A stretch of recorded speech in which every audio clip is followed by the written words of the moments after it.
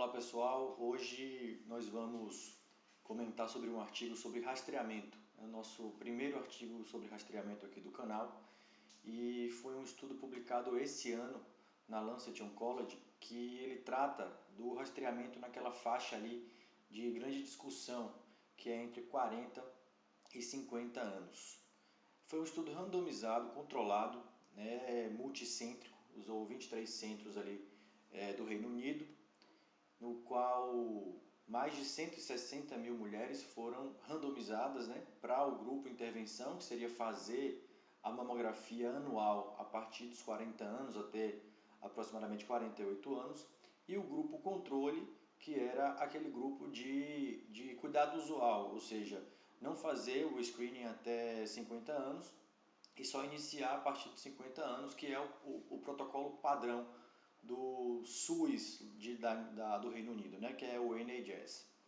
Então, só para a gente frisar isso aqui, grupo de intervenção, mamografia anual, até mais ou menos 48 anos, e a partir do momento que se iniciava o rastreamento padrão dos países, que é 50 anos, esse grupo de intervenção passaria ao cuidado habitual. E o grupo controle não teria nenhum rastreamento até o início do programa de rastreamento dos países, que se iniciava com 50 anos, e esse programa é conduzido através de mamografias a cada 3 anos. As pacientes incluídas foram pacientes identificadas em listas de médicos generalistas do sistema de saúde, o NHS, lá do Reino Unido. E não havia critérios formais para excluir pacientes. O médico generalista ele poderia solicitar a exclusão de alguma paciente que ele porventura julgasse imprópria para participar no estudo. Isso não está muito bem definido no estudo, as causas de exclusão.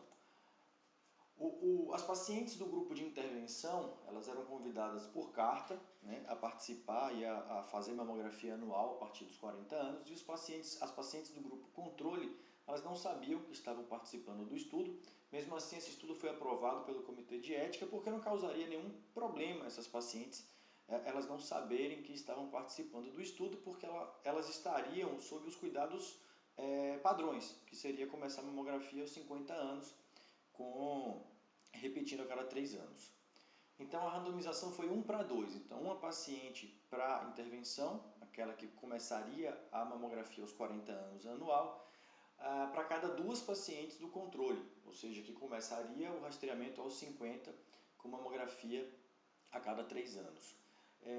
O primeiro exame de screening ele era feito com 2 incidências, crânio-caudal e médio-lateral, e a partir daí uma incidência só. As mamografias tinham dupla checagem para o laudo, e o grupo, que era o grupo de intervenção, que fazia a mamografia anual, elas recebiam anualmente esse convite, como lembrete de fazer a mamografia todo ano. As pacientes que se mudaram para uma área não coberta pelo estudo, elas não receberiam mais aquele convite anual, mas eram informadas que elas poderiam se dirigir a algum centro de rastreamento por conta própria e continuar fazendo os exames como participante do estudo. Aos 50 anos, as pacientes de ambos os grupos se tornavam elegíveis para o programa normal de rastreamento dos países, ou seja, a partir dos 50 anos aí se igualava, todo mundo passava a fazer parte do rastreamento padrão do NHS, que é mamografia a cada 3 anos. O endpoint primário do estudo era a mortalidade específica durante o período de intervenção, ou seja, aquele período dos 40 anos até o início do programa do NHS. E os endpoints secundários, mortalidade específica geral, mortalidade por qualquer causa, mortalidades por outras causas além de câncer de mama e a incidência do câncer de mama. O planejamento inicial era para o estudo ter 195 mil pacientes para fazer uma análise em 10 anos. Em decorrência do baixo recrutamento e a revisão, na previsão de mortalidade do grupo controle, que acabou sendo menor do que o previsto, foi decidido encerrar o recrutamento com 160 mil pacientes aproximadamente no estudo. Esse recrutamento ocorreu de outubro de 1990 até setembro de 1997, um pouco mais de 53 mil pacientes no grupo intervenção e pouco mais de 100, quase 107 mil no grupo controle. Em relação à taxa de falso positivo, na primeira mamografia, um falso positivo de 4,9% e nas mamografias subsequentes, 3,2%. O falso positivo é aquele exame que dá alguma alteração, né, que na verdade não era nada. O follow-up foi semelhante entre os grupos, uma média de 22,8 anos, né, um follow-up longo. Ocorreram 10.439 mortes, né, 7% por câncer de mama que foi diagnosticado naquele período de intervenção, ou seja, entre 40 e 50 anos. Em relação à mortalidade, em 10 anos de follow-up, em até 10 anos de follow-up, houve uma vantagem para o grupo de intervenção aí, com um risco relativo de 0,75 e o P significativo, ou seja, redução de 25% da mortalidade específica em 10 anos de follow-up. Na análise de mais de 10 anos de follow-up, não houve diferença entre os grupos, né? O risco relativo 0,98 com P sem significância e com follow-up completo também não houve diferença entre os grupos. Aqui a gente observa o que foi dito aqui na tabela, né? Que o risco relativo de 0,75, ou seja, uma redução de 25% do risco de morrer por câncer de mama dentre os pacientes que foram do grupo de intervenção.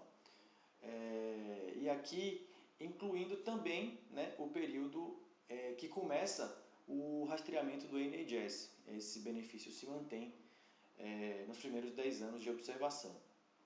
Esse gráfico mostra que, em relação à mortalidade por câncer de mama, né, porque a gente já mostrou que o grupo de intervenção teve menos mortes por 1.000 pacientes do que o grupo controle, mostrando aqui o benefício dessa mamografia anual a partir dos 40 anos, né, entre os 40 e 50 anos no estudo.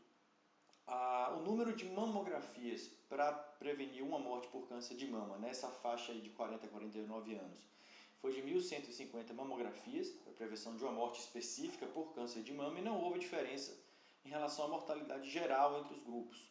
Né? Pouco mais de 3.500 mortes na intervenção, quase 7.000 mortes no controle. Eu lembro aqui que essa diferença numérica chama atenção, mas a randomização eu lembro que foi 1:2. Então, realmente faz sentido o risco relativo de 1,05 e não haver diferença na mortalidade geral com esses números.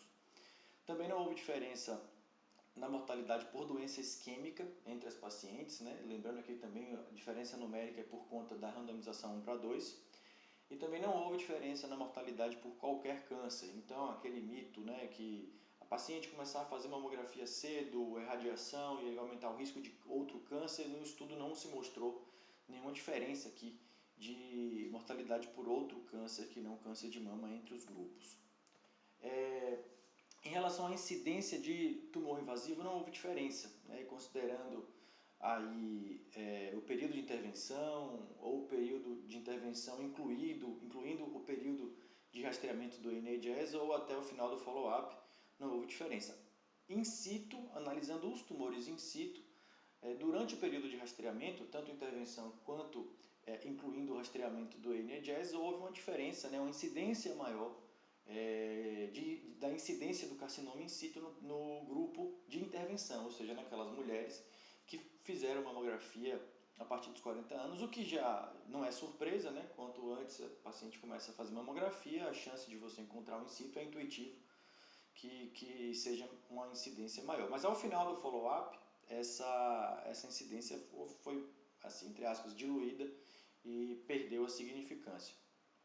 Quando a gente coloca no mesmo grupo ali a incidência de invasivo e in situ, não houve diferença entre os grupos em relação à incidência, tanto no período de intervenção somente, incluindo também o período de intervenção do NHS, que é o rastreamento padrão deles, e o final do follow-up, que a gente vê no gráfico, né, as linhas praticamente sobrepostas em relação à incidência de câncer de mama no decorrer do tempo. Não houve muita diferença entre os grupos em relação à incidência. Para a gente finalizar, comentando esse estudo, então eles mostraram a redução de 25% de mortalidade específica, né, nos primeiros 10 anos, que foi atenuado após os 10 anos, mas os autores aqui eles frisam que apesar dessa atenuação após 10 anos, o benefício absoluto parece permanecer ao fim do follow-up. E o número aqui aproximado, é que aproximadamente 1.000 mamografias são necessárias para prevenir uma morte específica por câncer de mama. É claro que esse estudo tem limitações, o recrutamento foi ali na década de 90, então houve modernização de exames, tanto de rastreamento e também das terapias. Já temos terapia-alvo, melhora da quimioterapia, da radioterapia, enfim. Então tem essas limitações que a gente está tratando aqui de um período diferente do período atual do ponto de vista de exames e tratamento. Bom, era isso que eu tinha para falar. Muito obrigado. Provavelmente na próxima semana vamos falar também sobre um artigo de rastreamento, aproveitando esse Outubro Rosa. Até a semana que vem. Tchau!